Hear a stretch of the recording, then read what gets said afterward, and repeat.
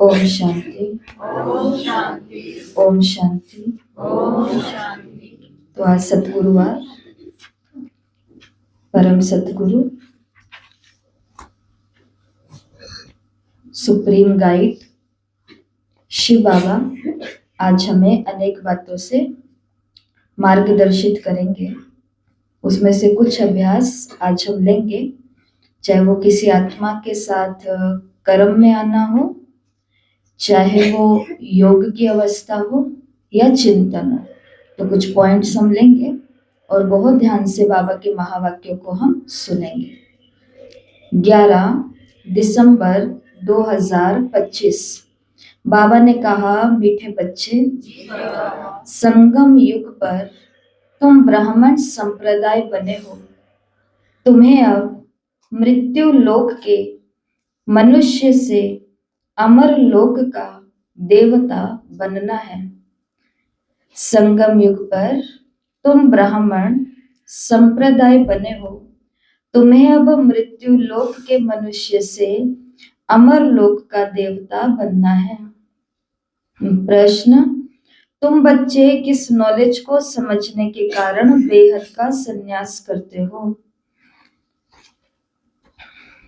उत्तर, तुम्हें ड्रामा की यथार्थ नॉलेज है। तुम जानते हो ड्रामानुसार अब इस सारे मृत्यु लोक को भस्मीभूत होना है। अभी ये दुनिया वर्थ नॉट ए पेनी बन गई है, हमें वर्थ पाउंड बनना है। इसमें जो कुछ होता है वो फिर हूबहू कल्प के बाद रिपीट होगा। इसलिए तुमने इस सारी दुनिया से बेहद का संन्यास किया है। नहीं तो बताओ, क्या आसान है उन माता पिता के लिए उस कन्या को ब्रह्मा कुमारी बनाना जिस पर उसने लाखों का खर्चा करके उसको डिग्री दिलवाई है, और फिर इस उम्मीद के बाद कि कभी अपने पैरों पर खड़ी होगी। और कहीं कहीं पर तो जो ब्रह्मा कुमारी बहनें हैं वो माता पिता की एक ही कन्या, मतलब भाई भी नहीं है। तो इस उम्मीद के साथ कि हमारा बेटा बन करके हमें बुढ़ापे में भी आश्रय देगी, सहारा देगी, सहयोग देगी। तो उस माता पिता के लिए भी आसान नहीं है ऐसी कन्या को इस बेहद के संन्यास में भेजना। और उस कन्या के लिए भी आसान नहीं है जिसने अपने जीवन के ना जाने कितने सारे सपने देखे होंगे, लगन से पढ़ाई की होगी, लगन से जॉब की तैयारी की होगी और लगन से नौकरी करी भी है। और फिर बाद में बाबा ने ड्रामा का कौन सा राज समझा दिया कि जिस दुनिया में तुम रह रही हो ये दुनिया तो एक दिन भस्मीभूत होने वाली है।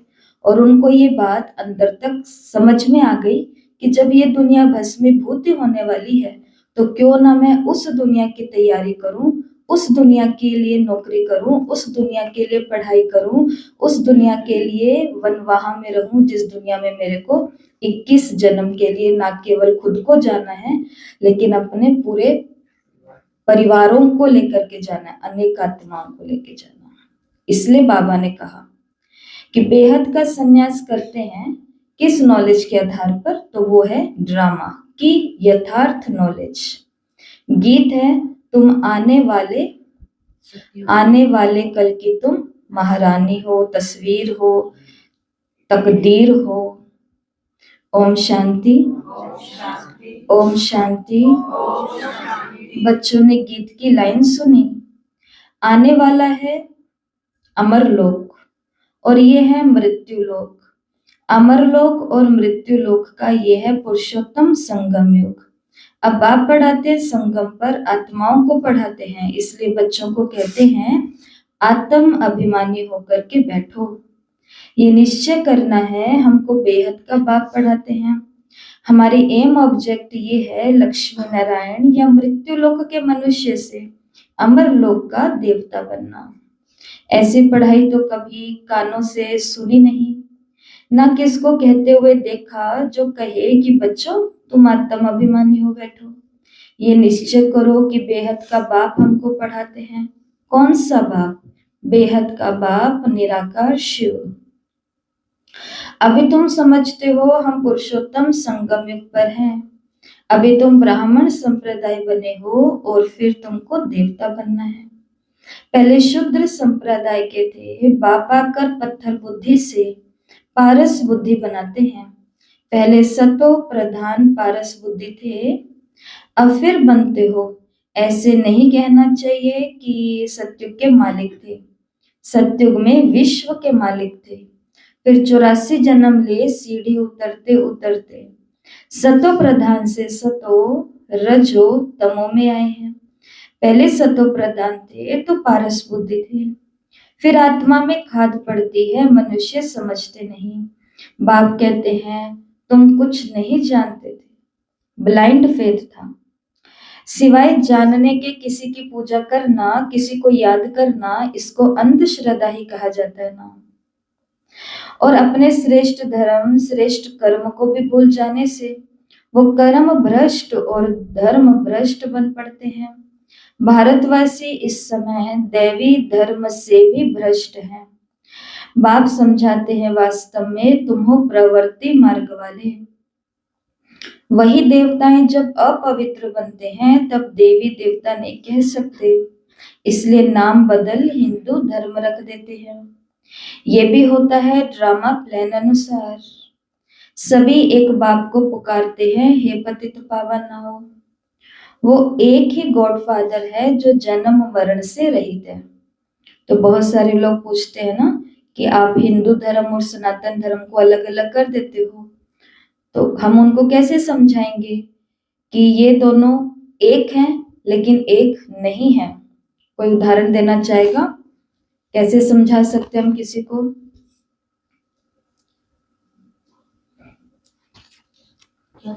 सनातन धर्म हिंदू धर्म अलग अलग है, कैसे हम किसी को समझाएंगे? मतलब आज आपको ये भी पता चलेगा कि अगर कोई हमसे, जैसे हम कहते हैं कि अब परमात्माएं हैं सनातन धर्म की, देवी देवता धर्म की स्थापना करने, और हम तो अपने को हिंदू कहलाते हैं लेकिन एक्चुअल में हम सभी सनातनी थे, सनातन धर्म वाले थे, तो ये बात हम उनको कैसे समझाएंगे? हाँ सही कह रही हूँ। पर ये जो हम सभी जो हिंदू है वो अब मार्ग पर नहीं चल रहे हैं, उस मार्ग पर नहीं चल रहे। उदाहरण के तौर पर, सही है, उदाहरण के तौर पर जैसे पानी होता है, पानी का जो नेचुरल स्वभाव है, उसका जो निज स्वभाव है, उसका जो गुण धर्म है वो है तरलता, मतलब बहते रहना, ये उसका गुण है। मतलब जैसे ही पानी बना होगा तो वो तब से बना है, तब से लेकर के आज तक वो क्या कर रहा है, केवल बह ही रहा है और तरल फॉर्म में है, लिक्विड फॉर्म में है। लेकिन उसी पानी को, ये उसका नेचुरल स्वभाव है, लेकिन उसी पानी को जब फ्रीजर में रख दिया जाता है तो वो क्या हो जाता है, जम जाता है। एक व्यक्ति के सामने एक तरफ बर्फ को रखो और एक तरफ पानी को रखो, तो वो क्या कहेगा, ये पानी है और ये बर्फ है ना, ये नॉर्मल व्यक्ति कहेगा। लेकिन जो बुद्धिमान व्यक्ति होगा वो क्या कहेगा कि ये दोनों एक ही हैं, लेकिन जो पानी है ये इसका विकृत स्वभाव है। पानी के अंदर जैसे विकार आया, विकार कौन सा आया, ठंडी का, जमने का, तो ये क्या हो गया, बर्फ बन गया। पानी के अंदर जैसे विकार आया अग्नि का, तो ये भाप बन गया, वाष्प बन गया। लेकिन एक्चुअल में तो वो क्या है, पानी है, लेकिन उसने बर्फ को अलग कर दिया और उसने उसको अलग कर दिया, पानी को। इसी प्रकार से सनातन धर्म सभी धर्मों का मूल धर्म है, चाहे वो क्रिश्चियन धर्म है, चाहे वो इस्लाम धर्म है, चाहे वो बौद्ध धर्म, जैन धर्म, पारसी धर्म, जो भी धर्म है उन सभी का, या सिख धर्म जो भी बाद में आया, उनके भी तो माता पिता कौन थे, देवी देवताओं को पूजने वाले थे। तो ये जितने भी धर्म हैं इनको धर्म नहीं कहते, इनको कहेंगे पंथ। धर्म तो कौन सा था, केवल एक ही था, पानी की तरह नेचुरल स्वभाव में, नाम के आगे कोई लगाता नहीं था, मेरी जात है देवता, ऐसा कुछ नहीं था। लेकिन फिर उसके अंदर जब विकार आने लगे, विकृति आने लगी, विचार अलग अलग होने लगे, तो फिर वहां पर क्या बन गए, अलग अलग पंथ बन गए, अलग अलग रास्ते बन गए। शिव बाबा कहते हैं कि सतो प्रधान से उतरते सतो रजो तमो में आए, और फिर अपने आप को भूलने लगे, और भूलते भूलते क्या हो गया, कर्म भ्रष्ट और धर्म भ्रष्ट बन पड़े। बर्फ अलग हो गई, पानी अलग हो गया। ये भूल ही गए कि बर्फ किससे बनी है, उसी पानी से। तो इसलिए हमारे लिए देवताओं के संस्कार धारण करना मुश्किल नहीं है। मुश्किल केवल तब तक है जब हम ये सोचेंगे कि मैं तो बर्फ हूं। लेकिन जब ये अंदर में भान आ जाएगा कि बर्फ बनी किससे है, पानी से तो बनी है, पानी का ही तो रूप है, तो फिर से मैं अपने वापस नेचुरल स्वभाव में आ सकती हूँ। बाबा ने कहा, बाप तो समझाते हैं वास्तव में कि तुम प्रवृत्ति मार्ग वाले, और वही देवी देवता जब अपवित्र बने तो देवी देवता नहीं कहला सकते। इसके लिए नाम बदल करके हिंदू रख देते। ये भी होता है ड्रामा प्लान अनुसार। सभी एक बाप को ही पुकारते हैं कि हे पतित पावन आओ।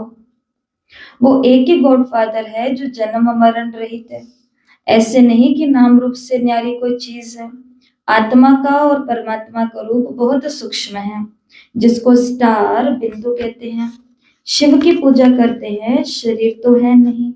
अब आत्मा बिंदी की पूजा तो हो न सके, इसलिए उनको बड़ा रूप बनाते हैं पूजा के लिए। समझते हैं शिव की पूजा करते हैं, परंतु उनका रूप क्या है ये कोई नहीं जानते। तो ये सब बातें बाप इस समय ही आकर के समझाते हैं। बाप कहते हैं तुम अपने जन्मों को नहीं जानते। 84 लाख योनियां। बाबा ने कहा ये भी एक बड़ा गपोड़ा लगा दिया है। अब बाप तुम बच्चों को बैठ समझाते हैं, अभी तुम ब्राह्मण बने हो, फिर देवता बनना है, कलयुगी मनुष्य है शूद्र। तुम ब्राह्मणों की एम ऑब्जेक्ट है मनुष्य से देवता बनने की। ये मृत्यु लोक पतित दुनिया है, नई दुनिया वो थी जहां ये देवी देवताओं का राज्य था। एक ही इनका राज्य था, ये सारे विश्व के मालिक थे। अभी तो तमो प्रधान दुनिया है, अनेक धर्म है। बाबा ने कहा ये देवी देवता धर्म प्राय लोप हो गया है। देवी देवताओं का राज्य कब था, कितना समय चला, ये वर्ल्ड की हिस्ट्री ज्योग्राफी कोई बता नहीं सकते। बाप भी आकर के तुमको समझाते हैं। ये है गॉड फादरली वर्ल्ड यूनिवर्सिटी, जिसकी एम ऑब्जेक्ट है अमर लोक का देवता बनाना। इनको अमर कथा भी कहा जाता है। तुम इस नॉलेज से देवता बन काल पर जीत पाते हो। वहां कभी काल नहीं खा सकता, मरने का वहां नाम ही नहीं। अभी तो तुम काल पर जीत पहन रहे हो ड्रामा के प्लान अनुसार। भारतवासी भी 5 वर्ष या 10 वर्ष का प्लान बनाते हैं ना, पंचवर्षीय योजनाएं होती है। तो समझते हैं हम राम राज्य स्थापन कर रहे हैं। बेहद के बाप का भी प्लान है राम राज्य बनाने का। क्या प्लान है?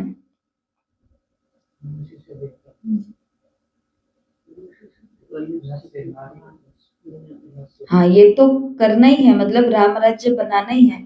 लेकिन उसका प्लान क्या है, ये बनाने के लिए वो क्या क्या स्टेप लागू करता है कि तुम्हें पवित्र बनना पड़ेगा, देही अभिमानी बनना होगा, योगी बनना होगा, शुद्ध खान पान धारण करना होगा, दृष्टि वृत्ति कृति में प्योरिटी धारण करनी होगी, सिविलाई बनानी होगी, दैवी गुण धारण करने होंगे, रॉयल्टी से रहना होगा, रूहानी पर्सनैलिटी में रहना होगा, प्योरिटी की पर्सनैलिटी धारण कर होगी, आत्म अभिमानी वन वहां में रहना, इसलिए कोई फैशन अब तुमको नहीं करना, शरीर नहीं दिखाना। कल 30 पर बताए थे, उसमें से रूप से जुड़ा हुआ पर कौन सा था? पर रूप। पर रूप और प्रदर्शन। पर रूप का मतलब है दूसरे का रूप देखना, शरीर की आकृति देखना, शरीर को देखना, और प्रदर्शन का मतलब है दिखाना। मेरे पास ही प्रदर्शन में केवल शरीर नहीं आता, प्रदर्शन में सब कुछ मैं किसके लिए कर रही हूँ, ये वीडियो और ये बोर्ड मैं किसके लिए तैयार कर रही हूँ? प्रदर्शन लोगों को दिखाने के लिए कर रही हूँ। गलत। या अपने आप को सुंदर क्यों, टिप टॉप क्यों बना रही हूँ? जो बहन घर के अंदर पहचान में नहीं आती कि हमारे घर की लक्ष्मी है, वो जब बाहर जाती है तो कैसे बन के जाती है? बन ठन के किसके लिए? प्रदर्शन करने के लिए ना कि देखो मैं घर में कितनी सुखी हूँ, मेरे पास क्या क्या चीजें हैं। इसके लिए हम समभाव में रहते हैं, अंदर भी जैसे रहते हैं बाहर भी वैसे रहते हैं। हाँ, समाज के अनुसार आप परिवारों में हो तो उठने बैठने शादी ब्याह फंक्शन के अनुसार कुछ तो अच्छा करेंगे ही, परंतु ना प्रदर्शन चाहिए हमको। ये बाबा का प्लान है, वो हम आपको बता रहे हैं। तो उस अमर लोक में जाने के लिए, उस देवी देवता को रूप को प्राप्त करने के लिए, पद को प्राप्त करने के लिए शिव बाबा का भी ये 100 वर्षीय प्लान है। उधर 5 वर्षीय है, इधर 100 साल का शिव बाबा पूरा प्लान लेकर के आए हैं 33 करोड़ आत्माओं के लिए। अब जिन 33 करोड़ आत्माओं को ये प्लान पसंद आएगा वो देवी देवता बन जाएंगे। जिनको प्लान नहीं पसंद आएगा, जो कहेंगे कि ये जो 2 तीखे तीखे दांत मिले हैं ये तो मांस खाने के लिए मिले हैं, तो वो 33 करोड़ देवता के अंदर नहीं आएंगे, क्योंकि उनको भगवान का प्लान पसंद नहीं आया। लहसुन खाएंगे तो ठंड से बचे रहेंगे, प्याज खाएंगे तो लू से बचे रहेंगे, अर्थात वो 100 वर्षीय योजना उनको पसंद नहीं आई है भगवान की। पवित्र बनो, योगी बनो, बहुत इसकी डिटेल में जा सकते हैं, परंतु आज गुरुवार भोग का दिन है इसलिए इसको यहीं स्टॉप करेंगे। ये सभी सोचना कि शिव बाबा कहते हैं जैसे वो गवर्नमेंट होती है ना इंडिया की, तो वो 5-10 वर्ष का प्लान बना करके फिर वो राजनेता उतरता है मैदान में कि मेरे को 5 साल में ये काम करने हैं। तो शिव बाबा भी बिना प्लानिंग के नहीं आया है, 100 साल की पूरी प्लानिंग के साथ में आया है। अब जिसको प्लानिंग पसंद आएगी, जो प्लानिंग का हिस्सा बनेगा, कल की मुरली का पॉइंट कौन सुनाएगा मुझे कि 108 की माला क्यों सिमरी जाती है?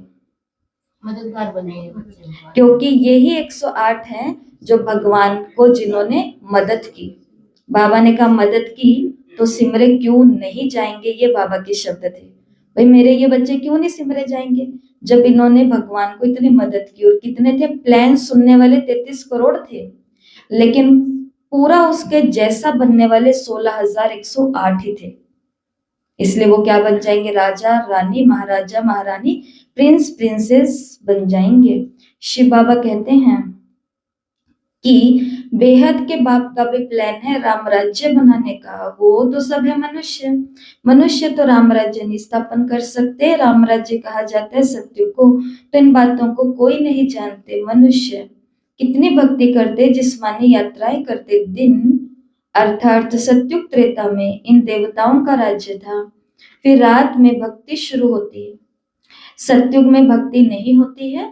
ज्ञान, भक्ति, वैराग्य, ये सब बाप समझाते हैं। वैराग्य भी 2 प्रकार का है।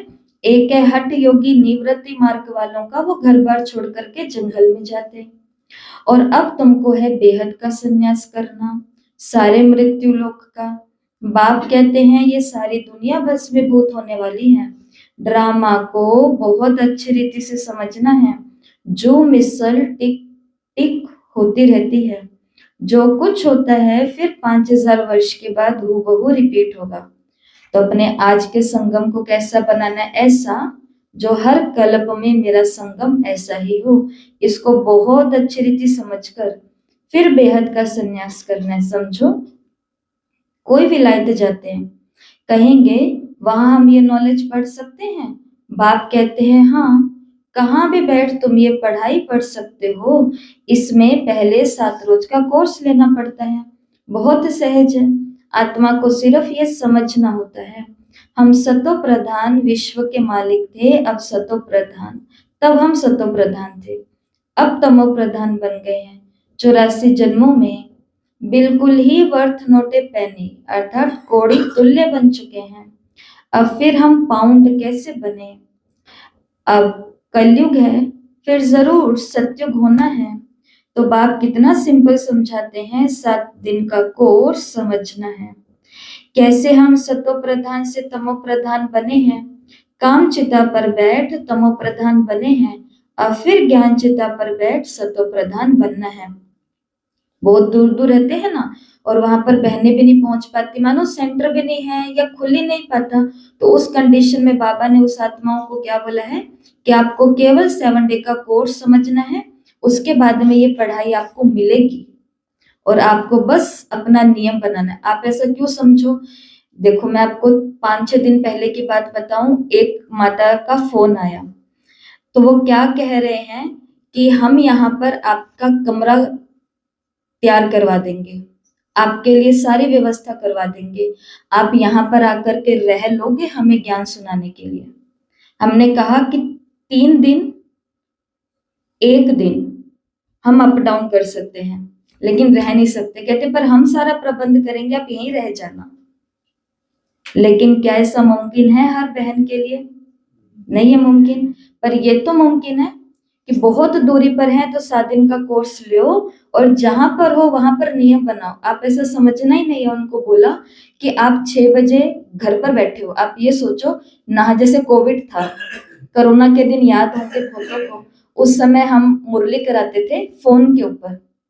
और उस समय हम कैसे करते थे, देखो ना किसी को आना है ना किसी को बाहर जाना है, परंतु नियम से सुबह उठ करके स्नान आदि करके योग और करके सब लोग ड्रेस पहन करके अपने अपने स्थान पर बैठ जाते थे। फिर वीडियो ऑन होती थी, तो ऐसे लगता ही नहीं था कि हम सेंटर पर नहीं पहुंचे। मतलब अपना नियम। लेकिन हाँ, बिना नहाए धोए उठते ही मुरली पढ़ ली और हम कहें मैंने मुरली पढ़ ली, तो ये स्टूडेंट की तरह तो नहीं पढ़ी ना हमने, ना डायरी पेन लेकर के बैठे। तो बाबा कहते हैं कि आप विदेश में जाओ, लेकिन 7 दिन का कोर्स करके जाओ, तो वहां पर भी जाकर के ये पढ़ाई बिल्कुल पढ़ सकते हैं।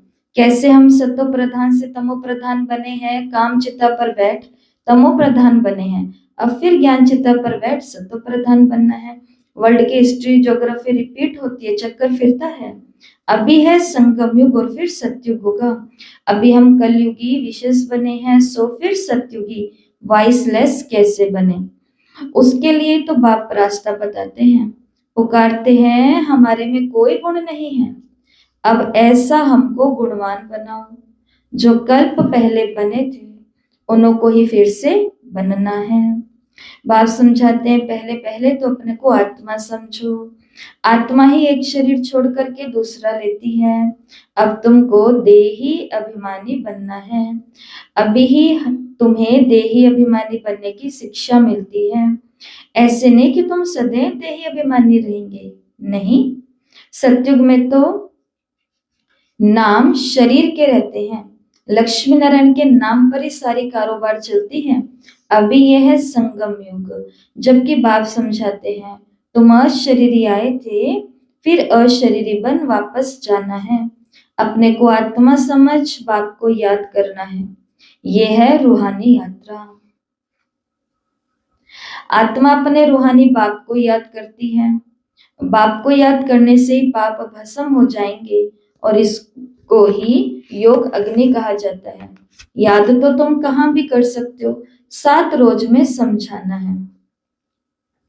ये सृष्टि चक्र कैसे फिरता है, कैसे हम सीढ़ी उतरते हैं। अब फिर इस एक जन्म में चढ़ती कला होती है। उतरने में कितने जन्म लगे? 83। चढ़ने में कितना चाहिए? एक ही जन्म। और वो एक जन्म भी कौन सा है? मर जीवा जन्म है। तो बाबा ने कहा अभी चढ़ती कला होती है। विलायत में बच्चे रहते हैं ना, वहां भी मुरली जाती है। ये स्कूल है ना, वास्तव में ये है गॉड फादरली यूनिवर्सिटी। गीता का ही राजयोग है, परंतु श्री कृष्ण को भगवान नहीं कहा जाता। ब्रह्मा विष्णु शंकर को भी देवता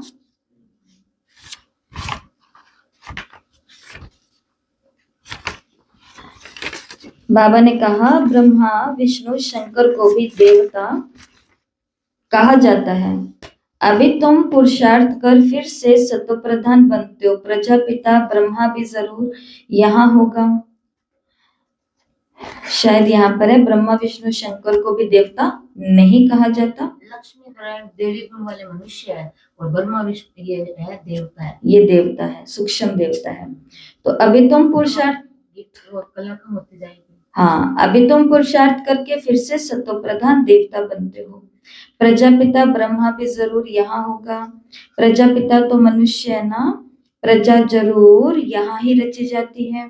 हम सो का अर्थ भी बाप ने बहुत सहज रीति से समझाया है। भक्ति मार्ग में तो कह देते हैं हम आत्मा सो परमात्मा, इसलिए परमात्मा को सर्वव्यापी कह देते हैं।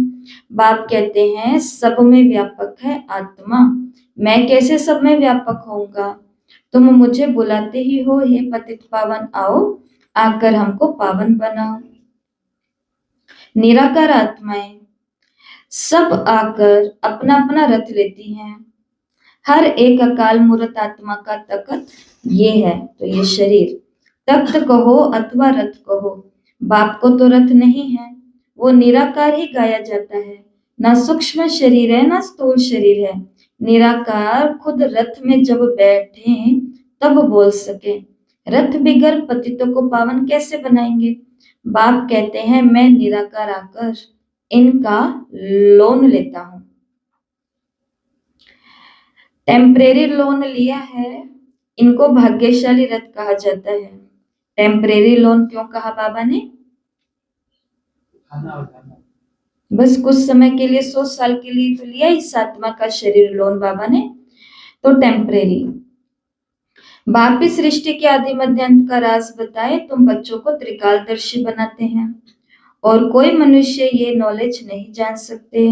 इस समय सब नास्तिक, बाप आकर के बनाते हैं आस्तिक। रचयिता रचना का राज बाप ने तुमको बताया है, अब तुम्हारे सिवाय और कोई समझा न सके। तुम इस ज्ञान से फिर इतना ऊंच पद पाते हो। ये ज्ञान सिर्फ अभी ही तुम ब्राह्मणों को मिला है। बाप संगम पर आकर के ये ज्ञान देते हैं। सदगति देने वाला एक बाप है। मनुष्य मनुष्य को सदगति दे न सके। वो सब है गुरु भक्ति मार्ग के, सतगुरु एक ही हैं, उनको कहा जाता है वाह सतगुरु वाह, वाह सतगुरु वाह, वाह सतगुरु वाह, वाह सतगुरु वाह। तो बाबा ने कहा गुरु का गुरु, गुरुओं का भी गुरु मैं एक ही हूं, और क्या कहो तुम मेरे को? वाह सतगुरु वाह। ब्यूटीफुल, वंडरफुल, पावरफुल, ब्लिसफुल, सब में फुल है जो, तो ऐसा सतगुरु। और कमाल की बात यह है, लौकिक दुनिया में क्या होता है, किसी के पिताजी गुरु हैं और वो अपने बालक को ही उत्तराधिकारी बना देते हैं, तो उनको कितना नशा होता है। वो ऑन स्टेज एक बड़ी सारी सभा के बीच में ये बात बड़े गर्व से बोलते हैं कि मेरे पिताजी ने मुझे अपनी गद्दी दी है, वो मेरे गुरु हैं, मेरे पिताजी। और मेरे पिताजी अपने पिताजी तो पिता रूप में भी हल्का नहीं है। हर जीव का, हर प्राणी का वो बाप है। ऊपर से प्रकृति का भी पति है, वो स्वामी है ऊपर से, और गुरु, और बाप के साथ साथ वो क्या है, हमारा गुरु है। ये गुरु, यहाँ का गुरु तो फिर भी एक जन्म को तारेगा, गलत नहीं है, राइट है। एक जन्म भी अगर किसी अच्छे गुरु संघ के अंदर लग गए, दादी जानकी ने क्या बोला, मेरा यही था कि अंत काल में मुरली हो और संग अच्छा हो मेरा, बस संतों का संग हो, संतों का संग हो। तो उधर के गुरु भी, इस संसार के गुरु का भी संग अगर अच्छा पकड़ लिया, मिल गया, ऊंचा उठाने आगे बढ़ाने वाला, तो जीवन अच्छा बन जाता है। लेकिन अगर परम सतगुरु मिल गया, वाह सतगुरु वाह मिल गया, तो पूरे 84 जन्म तर चुके हैं या तारने हैं, चुके हैं, करना नहीं है, हो चुका है। जैसे भगवान मिलेगा या मिल चुका है, तो बस इसके अंदर सब आ गया। जब अकाउंट खुल चुका है तो पैसे जमा हो चुके हैं उसके अंदर, हमको ऐसा ही अकाउंट मिला है, चुके हैं, देवता बन चुके हैं, बस पुरुषार्थ करना है, वो नहीं हो चुका है। बस एक ही चीज है जो नहीं हो चुका है और वही हमें करना, और वो है पुरुषार्थ। बाकी सब में सोचो हो चुका है, महल में जा चुके हैं, सब कुछ हो गया, फिक्स है। लेकिन बस एक ही काम है जो करना बाकी, जिसके लिए कल की मुरली में बाबा ने कम से कम 8 से 10 बारी बोला था, मेहनत मेहनत मेहनत मेहनत मेहनत, और वो है पुरुषार्थ, स्थिति बनाने के लिए। वाह सतगुरु वाह, इसको पाठशाला कहा जाता है। एम ऑब्जेक्ट है नर से नारायण बनने की, वो सब है भक्ति मार्ग की कथाएं। गीता में भी कोई प्राप्ति नहीं होती है। बाप कहते हैं मैं तुम बच्चों को सन्मुख आकर के पढ़ाता हूँ जिससे तुम ये पद पाते हो, और इसमें मुख्य है पवित्र बनने की बात। बाप की याद में रहना है, इसमें ही माया विघ्न डालती है। तुम बाप को याद करते हो अपना वर्षा पाने के लिए। ये नॉलेज सब बच्चों के पास जाती है, कभी भी मुरली मिस ना हो। मुरली मिस हुई गोया एब्सेंट पड़ गई। मुरली से कहाँ भी बैठे रिफ्रेश होते रहेंगे। श्रीमत पर चलना पड़े। बाहर में जाते हैं तो बाप समझाते हैं पवित्र जरूर बनना है, वैष्णव होकर के रहना है। बाहर जाते हैं तो बाबा ने कहा खान पान भी कैसा रखना, अपना शुद्ध रखना है, अपने हाथ से बना हुआ कोशिश करें। और वैष्णव भी दो प्रकार के होते हैं, वैष्णव वल्लभाचारी भी होते हैं, लेकिन वो विकार में भी जाते हैं, पवित्र तो होते नहीं। तुम पवित्र बन विष्णुवंशी बनते हो, वहां तुम वैष्णव रहेंगे, विकार में नहीं जाएंगे। वो है अमर लोक, ये है मृत्यु लोक, यहाँ विकार में जाते हैं। अब तुम विष्णुपुरी में जाते हो, वहां विकार होता नहीं, वो है वाइसलेस वर्ल्ड, निर्विकारी दुनिया। योग बल से तुम विश्व की बादशाही लेते हो। वो दोनों आपस में लड़ते हैं और माखन बीच में तुमको मिल जाता है। तुम अपनी राजधानी स्थापन कर रहे हो, सभी को यही पैगाम देना है। छोटे बच्चों का भी हक है, शिव बाबा के बच्चे हैं ना, तो सबका हक है। इसके लिए जिनके पास छोटे बच्चे हैं, कोशिश करो सप्ताह में एक दिन, संडे के दिन उनको बाबा के घर लाने की आदत जरूर बनाओ। हम सेंटर पर जब रह के आए थे तो हमने वहां देखा कि जो नौकरी वाले माता पिता है वो सुबह नहीं, वो शाम को मुरली क्लास में आते हैं। और नियम है कि चारों जने साथ में आते हैं। दो छोटे छोटे बच्चे आज 18-19 साल के युवा बच्चे बन चुके हैं, तो वो अपना अनुभव बता रहे थे और बहुत देखे ऐसे सीन हमने वहां पर। तो ये शिक्षाएं तो बाबा सबको देते हैं, पब्लिकली भी और पर्सनली भी, कि आप उनको बच्चा नहीं समझो। कई बोलते हैं बच्चों बच्चों का तो खेलने कूदने की उम्र होती है, इन सब चीजों में थोड़ी ना, उनको क्या समझ आएगा, वो तो बच्चे हैं। जब उस बच्चे को विकार समझ में आ रहा है, कौन से गाने पर नाचना है और कौन से गाने पर चुपचाप बैठ जाना, उनको सब पता है। तो क्या उस बच्चे को ये नहीं समझ आएगा कि मुरली से क्या ताकत मिलती है, सेंटर पर क्या ताकत मिलती है। लेकिन लगाने वाला कैसा होना चाहिए, बुद्धिमान, क्योंकि पुरानी दुनिया तो क्या होने वाली है, भस्मी भूत होने वाली है। उससे पहले पहले इन आत्माओं को भी बाबा का हक मिल जाना चाहिए। ऐसा बाबा ने आज की मुरली में बोला। सबका हक है, सबको कहना है कि अपने को आत्मा समझो। माँ बाप में ज्ञान होगा तभी तो बच्चों को सिखाएंगे कि शिव बाबा को याद करो, सिवाय शिव बाबा के दूसरा न कोई। एक की याद से ही तमो प्रधान से सतो प्रधान बन जाएंगे। और इसमें पढ़ाई बहुत अच्छी चाहिए।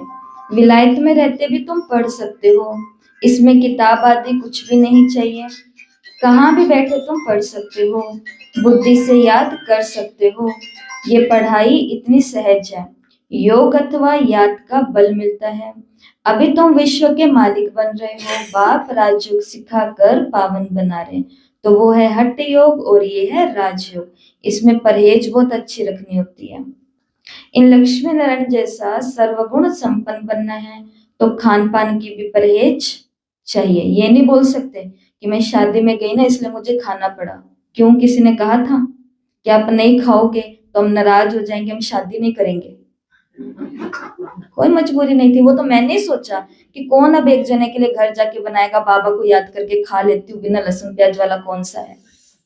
वो हम हैं जो कमजोर हैं, वो हम हैं जिसके अंदर योग की ताकत नहीं है, वो हम हैं जो बहानेबाज है। कल कोई आए, मैंने उनसे कुछ पूछा ही नहीं, मैंने तो कहा ओम शांति, आगे से वो कहते ओम शांति दीदी, अब आपको क्या बताएं, सब बहाने हैं दीदी, क्यों नहीं आते, सब बहाने, खुद ही बता करके चले गए, मैं तो कुछ पूछा ही नहीं।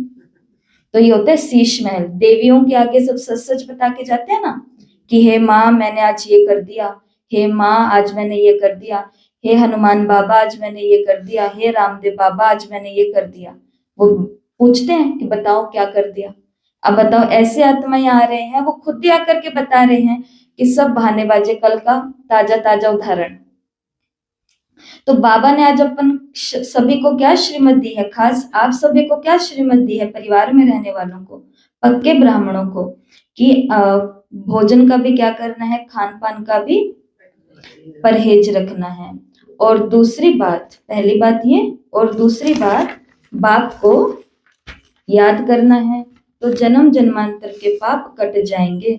इसको कहा जाता है सहज राजयोग। राजाई प्राप्त करने के लिए अगर राजाई नहीं ली, अंडरलाइन करना, अगर राजाई नहीं ली तो गरीब बन जाएंगे। कौन बनना चाहता है गरीब?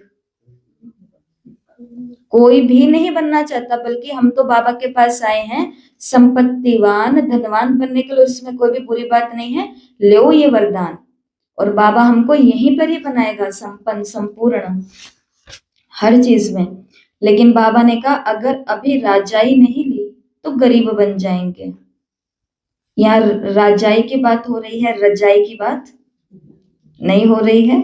श्रीमत पर पूरा चलने से ही श्रेष्ठ बनेंगे। भ्रष्ट से श्रेष्ठ बनना है और उसके लिए बाप को याद करना है। कल्प पहले भी तुमने ही ये ज्ञान लिया था, सो फिर अब ले रहे हो। सतयुग में और कोई का भी राज्य नहीं था, उसको कहा जाता है सुखधाम। अभी ये दुखधाम, और जहां से हम आत्माएं आई है वो है हाँ परम धाम, शांति धाम। शिव बाबा को वंडर लगता है, शिव बाबा को ऊपर बैठे बैठे अचंभा लगता है क्या कि दुनिया में मनुष्य क्या क्या करते हैं। बच्चे कम पैदा हो उसके लिए भी माथा मारते हैं, समझते नहीं कि ये तो बाप का काम है। बाप झट एक धर्म की स्थापना करेगा और बाकी सब धर्मों का विनाश कर देगा। ये है बाबा का प्लान। इधर की फैमिली प्लानिंग और भगवान की प्लानिंग रात दिन का अंतर है।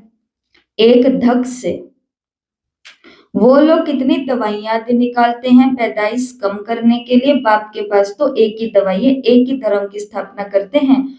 वो समय आएगा जब सब कहेंगे ये तो पवित्र बन रहे हैं, फिर कोई दवाई आदि की दरकार नहीं, तुमको बाबा ऐसी दवाई दे देते मन मना भव की, जिससे तुम 21 जन्मों के लिए प्योर बन जाते हो। अच्छा, मीठे मीठे सिकिलते बच्चों प्रति माता पिता बाप दादा का याद प्यार और गुड मॉर्निंग। रूहानी बाप की रूहानी बच्चों को नमस्ते। हम रूहानी बच्चों की रूहानी माता पिता बाप दादा को याद प्यार नमस्ते, गुड मॉर्निंग, ओम शांति। शुक्रिया बाबा, शुक्रिया, वाह बाबा वाह। धारणा के लिए मुख्य सार। तो आज की मुरली लगभग धारणा के ही पॉइंट्स पर चली है। चाहे खान पान की धारणा है, चाहे छोटे घर के बच्चों के हक की धारणा है, चाहे पवित्रता की धारणा है, वैष्णव बनने की धारणा है, मुरली मिस नहीं करना, मुरली के प्रति 7 डे के कोर्स के प्रति सब मुरली के अंदर आया है। तो धारणा के लिए पहला पॉइंट है पवित्र बनकर पक्का वैष्णव बनना है। खान पान की पूरी परहेज करनी है। थोड़ा सा समय लगेगा, बस एक बार रिश्तेदारों को दिखाना है कि आप कितने पक्के हो अपने नियमों में। हम गारंटी के साथ कहते हैं, कल का फोन कॉल के हिसाब से गारंटी के साथ कहते हैं कि आपके रिश्तेदार आपको इनवाइट करेंगे, उससे पहले ही वो अपना प्रबंध रख लेंगे कि भाई हम आपको बुला रहे हैं तो आपके खाने पीने की रहने की हमने अलग से व्यवस्था करी हुई है। ऐसा जीवन गृहस्थ में रहते हुए खुद को बनाना है, लेकिन कुछ साल और कुछ महीने की मेहनत तो लगेगी। तो जो अभी तक नहीं किया वो आज से स्टार्ट हो सकता है। तो परहेज परहेज, खान पान की पूरी परहेज रखनी है। श्रेष्ठ बनने के लिए श्रीमत पर जरूर चलना है। दूसरा, मुरली से स्वयं को रिफ्रेश करना है। तो मुरली चलते फिरते नहीं सुननी, जो दूर हैं या जिनको रोज मुरली नहीं मिलती है या जो भी है, उनको कैसे सुननी है जैसे कि वो एक सेंटर पर ही बैठे हैं। तो मुरली से स्वयं को रिफ्रेश करना है। कहाँ भी रहते सतो प्रधान बनने का पुरुषार्थ करना है, और मुरली एक दिन भी मिस नहीं करनी। वरदान, स्व कल्याण के प्रत्यक्ष प्रमाण द्वारा, स्व कल्याण के प्रत्यक्ष प्रमाण द्वारा विश्व कल्याण की सेवा में सदा सफलता मूर्त भव। स्व कल्याण के प्रत्यक्ष प्रमाण द्वारा विश्व कल्याण की सेवा में सदा सफलता मूर्त भव। जो भी अभी हमने बात की कि पहले खुद को क्या करना पड़ेगा, प्रमाणित करना पड़ेगा। जैसे आजकल शारीरिक रोग हार्ट फेल का ज्यादा है, वैसे आध्यात्मिक उन्नति में भी ये रोग ज्यादा है। कौन सा? दिल शिकस्त होने का। छोटी छोटी बात में कल से आएंगे ही नहीं।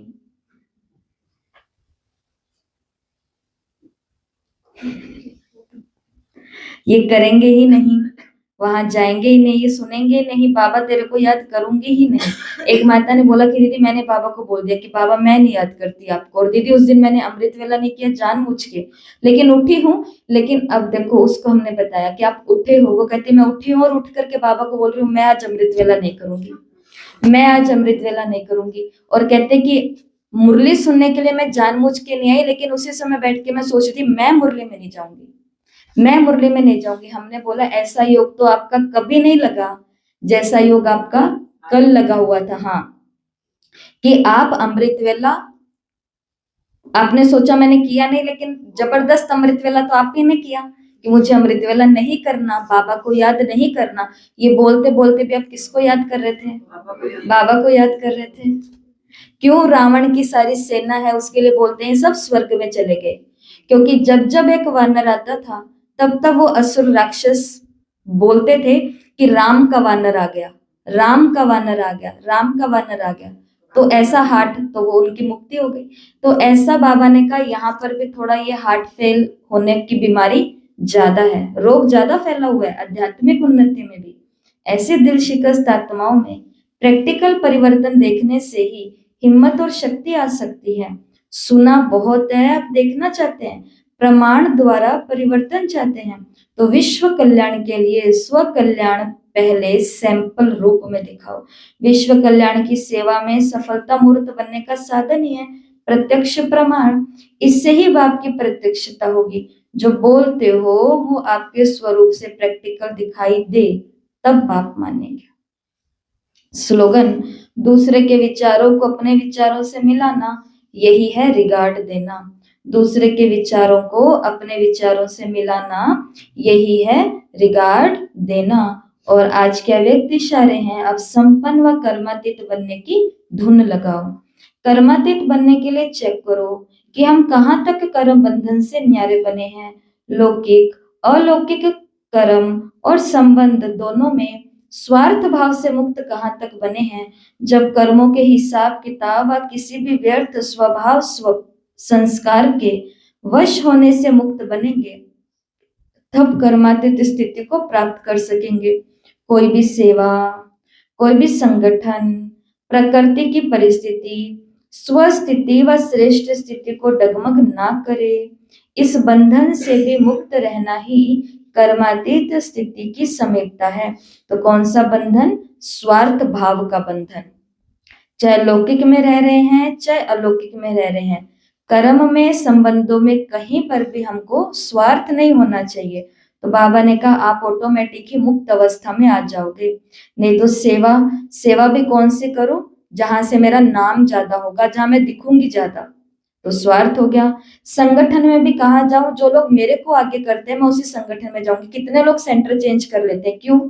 क्या कारण होता है कि मैं इतना वहां पर सेवा करता हूँ, मुझे आगे आगे नहीं करते, यहाँ पे तो मैं कुछ भी नहीं करता तो भी मुझे आगे आगे करते हैं।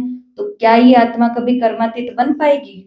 नहीं बन पाएगी। और जैसे ही उधर से भी संगठन में आपको पीछे कर दिया, फिर तीसरा ढूंढोगे, फिर चौथा ढूंढोगे, इतने में कभी खत्म भी तो होंगे सेंटर एक शहर के। और फिर कर्मातीत तो बनना ही पड़ेगा ना, मजबूरी से। तो आज बाबा ने परिवार में रहते हुए और ब्राह्मण परिवार में हम सभी को क्या रहना है? स्वार्थ मुक्त। तो हम सभी तो स्वार्थ मुक्त हो चुके हैं, है सभी हैं, बहुत अच्छे से सब चल रहे हैं। तो आज का छोटे छोटे होमवर्क है जो आपके सामने है। हर घंटे में 2 बार 1 मिनट के लिए आत्मिक अवस्था में आना। जैसा आपने ही सभी ने पॉइंट सुनाया कि बाबा की प्लान में है कि तुम्हें देही अभिमानी बनना है, आत्म अभिमानी बनना है। तो आज बस हर घंटे में सिर्फ 1 मिनट के लिए मैं प्रकाशमयी आत्मा हूँ, शरीर नहीं हूँ। सिंपल, हमारा पहला कोर्स। मैं प्रकाशमयी आत्मा हूँ, देखो चमकते हुए सितारे को, और ये शरीर नहीं हूँ। ठीक है, हर घंटे में बस 1 मिनट के लिए, कम से कम, ज्यादा आप कितना भी करें।